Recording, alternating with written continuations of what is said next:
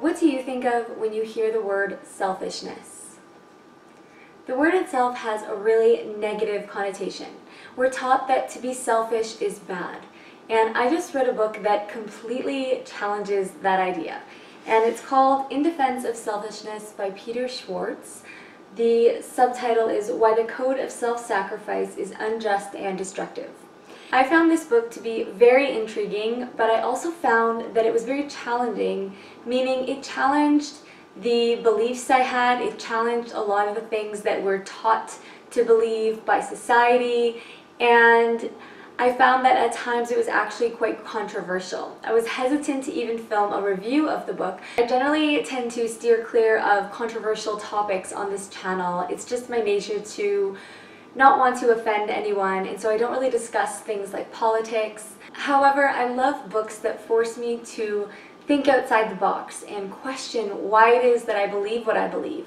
What is human nature versus what has been enforced upon us or taught to us by society. And this book definitely does that. And so I'm going to share some of the parts that I found to be really, really fascinating and thought-provoking in this book. Before I get more into the review, I just want to ask you a question. You can feel free to leave your response in the comment section or just think about it in your own mind. Can you think of a specific time or event in your life when the idea of coming across as a selfish person has stopped you from taking action or making a decision that you wanted to make? Or maybe you let the guilt of feeling selfish or appearing to be selfish stop you from doing something. For me, this book really shines a light on how much guilt there really is around the topic of selfishness. And I guess I had never really thought about it. And this book really made me start to think about all the ways that we're taught to feel guilty and shame around being selfish. Some of the areas that you might feel selfish around are: one, money. Maybe you want to purchase a luxury item for yourself or do something lavish, but there's a voice in your head telling you that that's selfish, that you should spend that money on helping other people that you know need that money. There's so many other ways that we can be seen as selfish people by spending our money. Another area that we might fear appearing selfish is in relationships. Maybe you wanted to leave a relationship, but you felt selfish, you felt bad for not putting the other person's feelings first, and so you stayed in that relationship even though it wasn't in your best interest, even though it's not what you really wanted to do, but you felt that you had to put the other person's needs above your own. In a family scenario, a really common situation is where the child really wants to pursue their own profession. Maybe they want to be an artist, or they want to be a musician, a singer, but maybe their parents or other family members really want them to become a lawyer or to follow a different type of path, and the child might feel selfish for wanting to pursue what's in his or her own heart. And this book really makes you think about that and think about what is right, what is human nature versus what is taught or what is expected of us in society. In my own personal experience, a time I felt selfish was when I had decided to leave my job. Actually, when I've decided to leave any of the jobs I've had, there was a part of me that felt selfish because I was making a decision solely for my own benefit, following my own heart, doing what I wanted to do.